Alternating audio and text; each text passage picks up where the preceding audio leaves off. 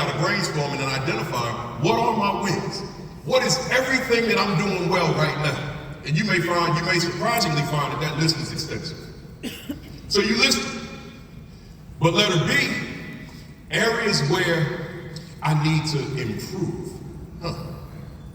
My deficiencies. What are they? See, in other words, instead of keeping those areas in your imagination, locked in your mind, write it. What are those things? What are those practices, teachers? What are those practices, leaders? What are those practices, everybody represented here today, that you know that you can be better? Listen. 1, 2, 3, 4, 5, 6, whatever it is. Letter C. Areas where I need to make a pivot, a shift. Here's what I found over the past, particularly the past year. There are a lot of us holding on to things that used to work, but are no longer relevant in 2022. See, they worked in 2019. They worked like a charm in 2018, 17, 16, etc. But it's 2021, 22 now. It didn't work the same. You know why? That's a different young person. As a presenter, as a consultant, I could not be who I used to be in 2019. I had to grow drastically. And I had been doing this for 36 years. I had to grow drastically because the world shifted.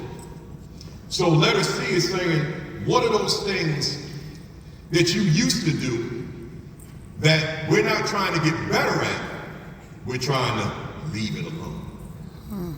We pivot from it. There's a lot of folks in this room who have attempted to shake my hand, and I gave you a fist, right? And that's because I don't shake hands. I don't. That's just not what I do, right? I'm from Jersey. It's a little bit different from when you're in the South, right? And so, in not shaking hands, it takes me back to my days of being a principal, where if you were one of my young men, you weren't coming into the building without shaking my hand.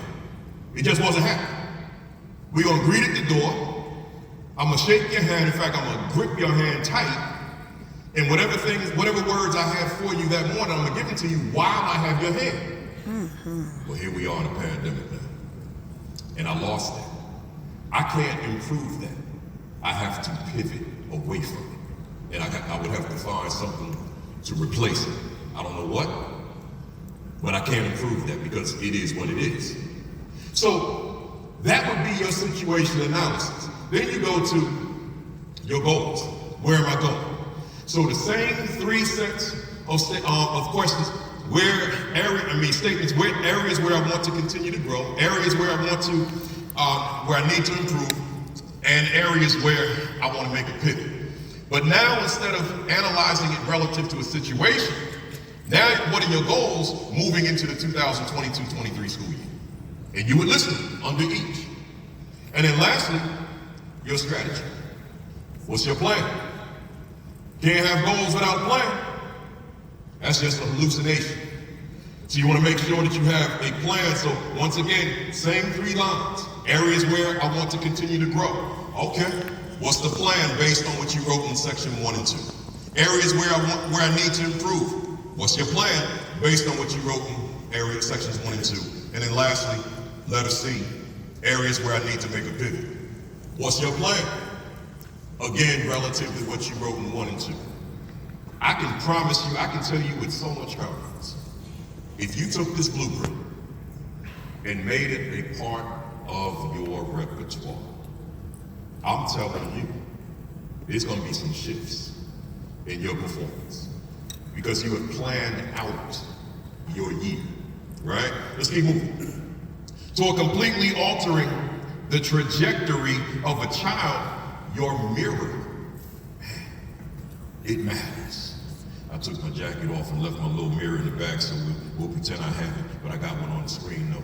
Your mirror, it matters, man. And when I say that, folks, you can't move forward. And when I say forward, I mean from one day to another. You can't move forward without doing this. self-reflection. At some point, you got to hit that pause button. You got to pause life. And you got to just reflect on your practice. I'm thinking about young people in schools. I'm thinking about myself as a student. I didn't have any trauma in my life that I knew of in elementary school and the beginning of middle school. I didn't have any that I knew of. But by the time I got to 7th grade, I started experiencing some things that I never experienced before and probably didn't even have language for. I started experiencing domestic abuse. My mom remarried, and she married a beast. And I started seeing my mom get beat up. And I didn't know anything about that kind of living. I didn't know anything about that world. And it happened a few times, and it impacted my totality. That was, we can compartmentalize that and put that here. Then I had some other situations going on at the same time, we'll put that here. There's some other situations happening here, and some other situations here, and it goes on. So by the time I get to grade 9, I'm out of it. School means nothing to me. So to make a long story short, I attended 4 schools in high school, graduated because I got kicked out of one, dropped out of another, went to live with my father, he threw me out, and then moved to another town with my mother. I graduated in 5 years, I repeated a year, with a 1.5 GPA, 1.5, and a counselor that said to me the day of graduation, you'll never amount to anything. So I reflect on that probably daily. I just can't get it out of my system. And then went on to college 5 years after graduation from high school and graduated summa cum laude. So I said, I graduated the top of my class here, Kane University, New Jersey. And I said, you know something? I must have already had that, because you don't turn on a switch and get smart. So it must have been there. I must have been valedictorian material. But I didn't know what was in here because I'm dealing with stuff. Well, let's look at your students. Everybody in this room has some young people who are dealing with stuff. Everyone. You got some young people who are dealing with unimaginable stuff. And the question I